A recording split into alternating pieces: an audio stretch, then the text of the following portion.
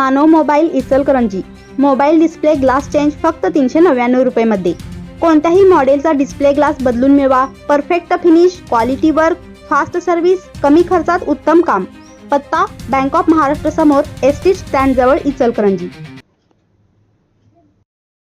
पट्टण कोडोली जिल्हा परिषद मतदारसंघातून निवडणूक लढवून विजयी झालेले महेश उर्फ दरगोंडा बसगोंडा पाटील यांच्या जात पडताळणी प्रकरणाला नवे वळण मिळाले आहे। भोगस लिंगडेर जातीचा दाखला सादर करून निवडणूक लढविल्याचा आरोप असताना तक्रारदार तुषार जितेंद्र बाणदार यांनी समितीसमोर ठोस पुरावे सादर केले आहेत।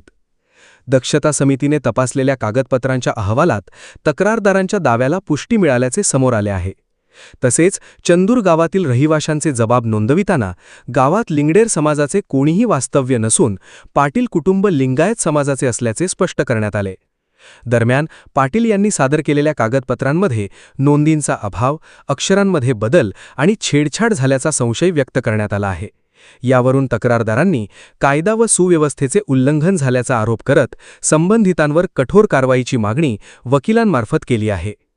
या प्रकरणाची पुढील सुनावणी 12 मे 2026 रोजी होणार असून अंतिम निर्णयाकडे संपूर्ण जिल्ह्याचे लक्ष लागले आहे।